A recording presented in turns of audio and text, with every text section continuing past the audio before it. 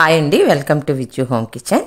ఇవాళ boneless chicken masala కర్రీని సింపుల్గా టేస్ట్గా ఎలా తయారు చేసుకోవాలో చూపిస్తానండి. ఒక్కసారి ఈ వీడియో చూస్తే ఈ కర్రీ చేసుకోవడం ఇంత ఈజీనా అనిపిస్తుంది. అంత సింపుల్గా అంత ఈజీగా తయారు చేసుకోవచ్చు. టేస్ట్ అయితే చాలా బాగుంటుందండి. ఇప్పుడు దీన్ని ఎలా తయారు చేసుకోవాలో మీకు చూపిస్తాను. ఇక్కడ నేను ఒక హాఫ్ కేజీ బోన్లెస్ చికెన్ తీసుకున్నానండి. అందులో కొంచెం పసుపు, 1 టేబుల్ స్పూన్ కారం వేసాను. అలాగే ఒక హాఫ్ టేబుల్ స్పూన్ సాల్ట్ వేసుకోండి. దీంతోపాటు 1 table spoon garam masala powder, 1/2 table spoon pepper, అలాగే 1 టేబుల్ స్పూన్ అల్లం వెల్లుల్లి పేస్ట్ వేసుకోండి. అలాగే ఒక 3 టేబుల్ స్పూన్స్ వరకు కర్డ్ వేసుకోండి. ఈ కర్డ్ని బాగా గిలక్కొట్టి వేసుకోండి. అలాగే ఒక 4 పచ్చిమిరపకాయలు చిన్న ముక్కలుగా కట్ చేసి వేసుకోండి. దీంతోపాటు ఒక 2 టేబుల్ స్పూన్స్ ఆయిల్ కూడా వేసుకోండి. అలాగే సన్నగా తరిగిన కొత్తిమీర, అలాగే సన్నగా తరిగిన కొంచెం పుదీనా వేసుకోండి. వేసుకొని వీటన్నిటిని బాగా మర్దనా చేస్తూ కలుపుకోవాలండి.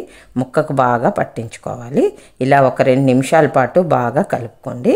చక్కగా ఇలా కలుపుకొని అంతా కూడా సర్దుకొని ఇలాగా అంటే మునిగే వరకు ఇలా సర్దుకొని ఒక గంట సేపు పక్కన ఉంచుకోండి.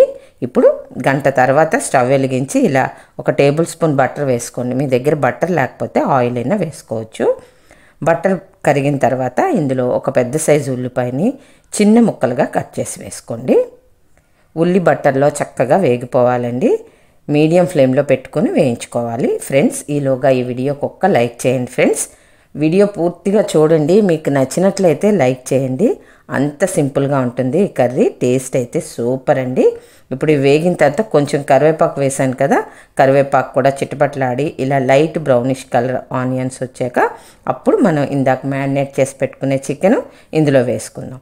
బ్యాచిలర్స్ అయితే ఇంకా ఈజీగా తయారు చేసుకుంటారండి ఈ కర్రీని. టేస్ట్ అయితే చాలా బాగుంది. మీరు ట్రై చేస్తే మీకే తెలుస్తుంది. ట్రై చేసిన తర్వాత ఎలా వచ్చిందో కామెంట్ చేయండి. ఇప్పుడు చూడండి, ఇలా కలుపుకున్నాం కదా 2 నిమిషాలు. మూత పెట్టి మీడియం ఫ్లేమ్లో ఒక 10 నిమిషాలు ఉంచండి. 10 నిమిషాల తర్వాత మూత తీసి చూస్తే చూసారా, నీరంతా పైకి తేలింది కదా. మళ్ళీ ఒక్కసారి కలుపుకొని మొత్తం అంతా మళ్ళీ ఇక్కడ మూత పెట్టేసి ఇంకొక 5 నుంచి 7 నిమిషాల పాటు వదిలేశారనుకోండి, గరం మసాలా ఈ ముద్ద అన్నిటిలోని చక్కగా ఊరి స్పాంజీలా వస్తుందండి. చాలా టేస్ట్గా ఉంటుంది కూర. సరే, 5 నిమిషాల తర్వాత మూత తీసాను. ఆయిల్ చూడండి పైకి తేలింది. ఇలా ఉంటే మనకి ముక్క వేగింది, ఉడికింది అని అర్థం అండి. చక్కగా ఇప్పుడు అంతా మళ్ళీ ఒక్కసారి కలుపుకొని ముక్క మునిగేంత వరకు వాటర్ పోసుకుందాం. సరే, ఎంత సింపుల్గా తయారవుతుందో. ఫ్రెండ్స్, కొత్తగా ఎవరైనా మన ఛానల్లోకి వచ్చి చూస్తున్నట్లయితే తప్పకుండా సబ్స్క్రైబ్ చేసుకోండి. ఫ్రెండ్స్, సబ్స్క్రైబ్ చేసుకొని పక్కన ఉన్న బెల్ ఐకాన్ని యాక్టివేట్ చేసుకుంటే నేను చేసే రెసిపీస్ అన్నీ మీకు అప్డేట్ వస్తాయండి. వాటర్ పోసాక ఇంకొక 10 నిమిషాలు నేను మూత పెట్టి మీడియం ఫ్లేమ్లో ఉంచానండి. మూత తీసి మళ్ళీ ఒక్కసారి మొత్తం అంతా కలుపుకొని చూసారా, చక్కగా దగ్గరికి అయింది కదా. ఇప్పుడు కొంచెం కొత్తిమీర వేసుకొని చక్కగా కలిపేసుకొని దించి సర్వ్ చేసుకోవడమేనండి.